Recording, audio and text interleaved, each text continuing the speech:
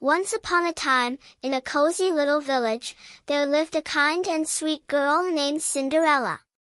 She had big, bright eyes, a warm smile, and a heart full of love. But poor Cinderella had to work very hard every day because her stepmother and two stepsisters were not kind to her.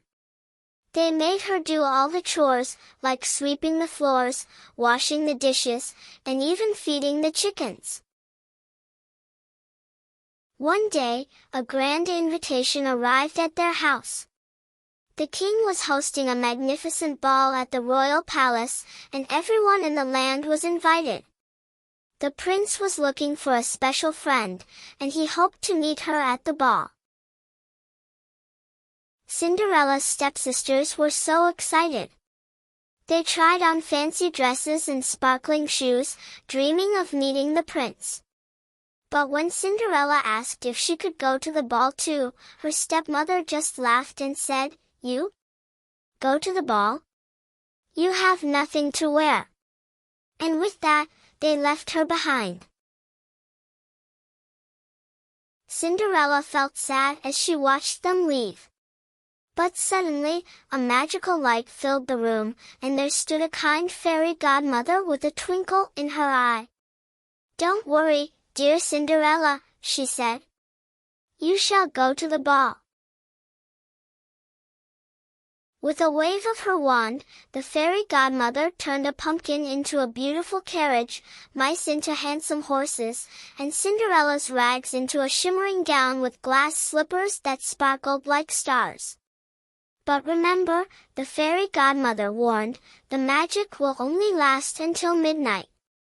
So, be home by then.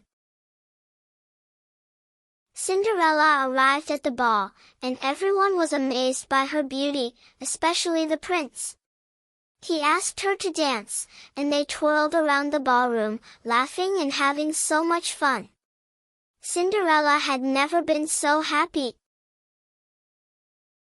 But as the clock struck midnight, Cinderella remembered the fairy godmother's warning. "Oh no, I must go," she cried, and she ran out of the palace. In her hurry, she left behind one of her glass slippers. The next day, the prince searched the entire kingdom to find the girl who fit the slipper. He visited every house, and when he arrived at Cinderella's, her stepsisters tried to squeeze their big feet into the tiny shoe, but it was no use. Finally, Cinderella tried on the slipper, and it fit perfectly. The prince knew he had found his special friend, and he asked her to come back to the palace. Cinderella and the prince became the best of friends, and they lived happily ever after. And from that day on, Cinderella never had to sweep the floors or wash the dishes again. Instead, she spent her days in the palace, surrounded by love and laughter. The end. Thanks for watching. Please like, share and subscribe to our channel for more Learn to Read stories.